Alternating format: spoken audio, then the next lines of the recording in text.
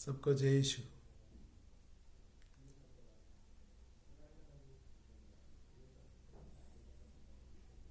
यिर्मयाह नबी का पुस्तक अध्याय 29 पद संख्या 11 में हम इस प्रकार पढ़ते हैं,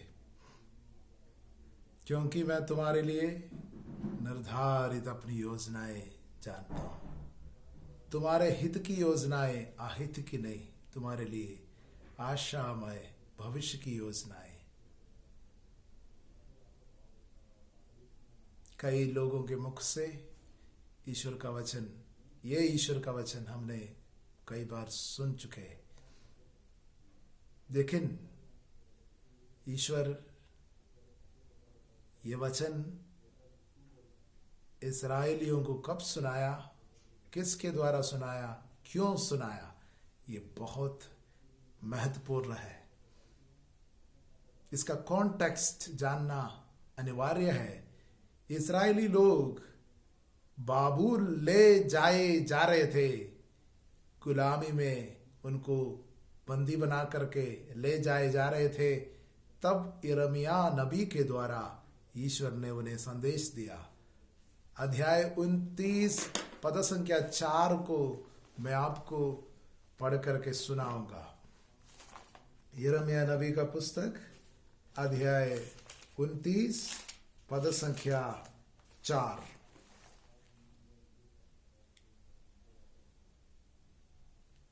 विश्वमंडल का प्रभु इस्राएल का ईश्वर उन सभी बंदियों से कहता है जिन्हें मैंने यरूशलेम से निर्वासित किया है, तुम लोग घर बनाओ और बस जाओ, बगीचे लगाओ और उनके फल खाओ, विवाह कर पुत्र पुत्रियां उत्पन्न करो, अपने पुत्रों के लिए बहुएं लाओ और अपनी पुत्रियों के लिए वर खोजो, जिससे उनके भी संतान हो, वहां तुम्हारी संख्या बढ़ती रहे, घटे नहीं।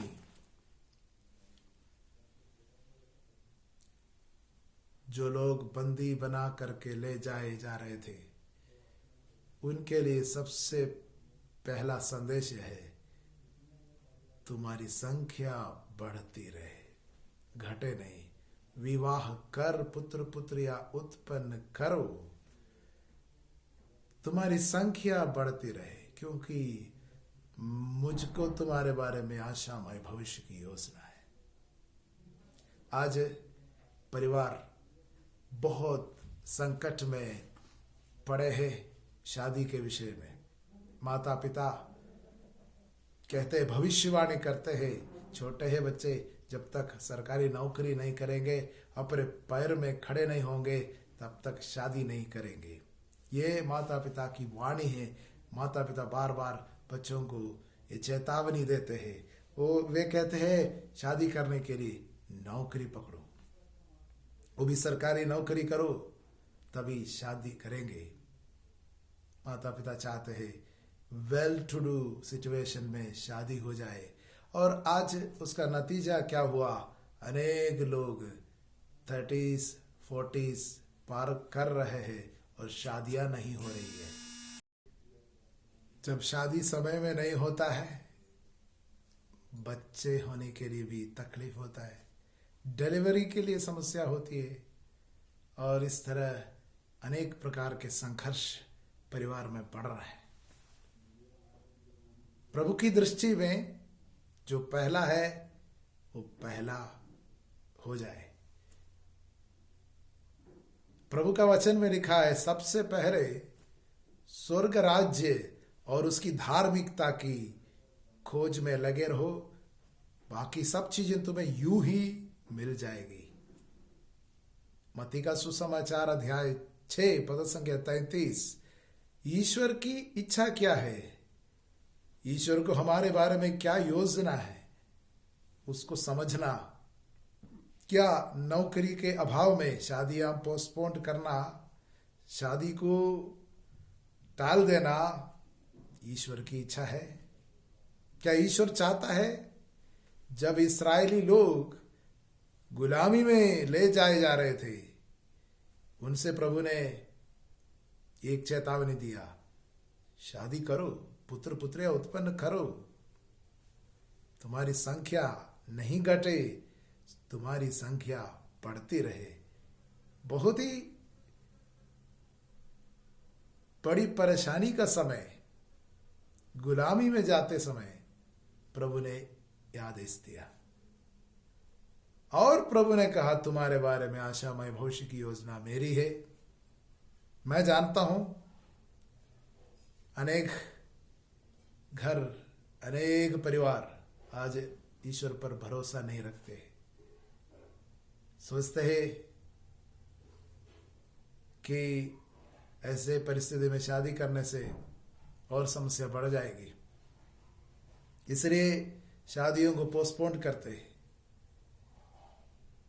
विवाह का हम आदर करें, ये ईश्वर की योजना का एक मुख्य विषय है। बाइबल इसलिए विवाह को जो जगह दिया है, जो इम्पोर्टेंस दिया है, उसे हम बाइबल की दृष्टि से समझना, ईश्वर की दृष्टि से समझना बहुत जरूरी है। आज के जमाने में अनेक लोग प्रॉमिस करते हैं कि शादी करेंगे, मैं आपको प्यार करती हूं, पर एक कंडीशन भी देते हैं, जब सरकारी नौकरी लगेगी कम से कम एक जन को, पर कुछ लोग बोलते हैं दोनों जन को नौकरी लगेगी तब शादी करेंगे। और इतना भी कहते हैं जिनकी नौकरी है उन नौकरी वाले से ही शादी करेंगे, सरकारी नौकरी करने वाला सरकारी नौकरी करने वाले से ही शादी करेंगे। और उन लोग इस तरह अपनी शादियों को टालते जा रहे हैं, खींचते जा रहे हैं और विलंबित करते जा रहे हैं। ये हम लोग आज स्पष्ट रूप से देख रहे हैं। भाई और बहनों, इस पर हमें विचार करना है, क्या ये शादी करने की बात सरकारी नौकरी पर निर्भर है, सरकार की दया पर निर्भर है, और सरकारी नौकरी के अभाव में शादियां टाल दी जाएगी? इस पर हमें गंभीर रूप से विचार करना है, मनन चिंतन करना है। ये बहुत बड़ा मसला है। कुंवारी मरियम जब बहुत ही छोटी थी, ईश्वर की वाणी उसको सुनाई पड़ी, तुम एक पुत्र प्रसव करेगी और उसका नाम यीशु रखेगी। ये सब जब सुनाई पड़ी, उसने उसके लिए हाँ बोली। अब मैं प्रभु की दासी हूं, तेरा कथन मुझ में पूरा हो। मुझे एक बात समझ में आ रही है कि आज जो एजुकेशन हमको प्राप्त हुआ, जो सुविधाएं हमको प्राप्त हुआ, जो ईज ऑफ लाइफ यानी सुगमता से जो जिंदगी हमें प्राप्त हुआ, माता पिता के द्वारा जो एजुकेशन मेरा ज़्यादा कष्ट झेलना नहीं पड़ा, वो हमें विनम्र बनने के लिए, थोड़ा नीचे उतरने के लिए, थोड़ा झुकने के लिए रोकते हैं। माता मरियम को अपने फैमिली लाइफ में प्रवेश करने के लिए, ईश्वर की मां बनने की जो बुलावा को स्वीकार करने के लिए उसके पास विनम्रता थी, विनम्रता, इसे उसने स्वीकार किया। सरकारी नौकरी के अलावा और कुछ नौकरी करके धीरे धीरे या थोड़ा थोड़ा से अपने जीवन को खड़ा करने के लिए, सबसे बुनियादी तौर पर अपने जीवन को शुरू करने के लिए अनेक लोग हिचकते हैं। कारण एक पुण्य का अभाव जो मरियम में था, वो है विनम्रता, ह्यूमिलिटी, छोटा बनने का, झुकने का, वो हमारे पास नहीं है। शायद ईसा मसीह के बारे में जब हम सोचते हैं, सबसे टचिंग, सबसे आकर्षणीय बात ये थी। इसलिए अर्ली चर्च, हमारे आदिम कलीसिया उसको गाया करते थे। बहुत ही इम्पोर्टेंट था, कभी हम भूल न जाए, कभी हमारे आने वाली पीढ़ी उसको भूल न जाए, उससे वंचित ना रहे, इसे वे उसे गीत के रूप में सुरक्षित रखा। आज पौलुस वो पोएम हमें दिया है, वो फिलिपियों के नाम संत पौलुस का पत्र में हम पढ़ते हैं। फिलिपियों के नाम संत पौलुस का पत्र अध्याय 2 में हम इस प्रकार पढ़ते हैं। फिलिपियों के नाम पत्र अध्याय 2, आप लोग अपने मनोभावों को ईसा मसीह के मनोभावों के अनुसार बना लो। आप लोग अपने मनोभावों को ईसा मसीह के मनोभावों के अनुसार बना ले। वह वास्तव में ईश्वर थे और उनको पूरा अधिकार था कि वह ईश्वर की बराबरी करे। फिर भी उन्होंने दास का रूप धारण कर तथा मनुष्य के समान बनकर अपने को दीनहीन बना लिया, और उन्होंने मनुष्य का रूप धारण करने के बाद मरण तक, हाँ क्रूस मरण तक आज्ञाकारी बनकर अपने को और भी दीनहीन बना लिया। इसलिए ईश्वर ने उन्हें महान बनाया और उनको वह नाम प्रदान किया जो सब नामों में श्रेष्ठ है, जिससे ईसा का नाम सुनकर आकाश, पृथ्वी तथा धूलोक के सब निवासी घुटने टेके। भाई और बहनों, ईश्वर की बराबरी वो जगह से वो नीचे उतरा, वो प्यार नीचे उतरने वाला, जमीन पर उतरने वाला वो प्यार, इतना रिस्क लिया।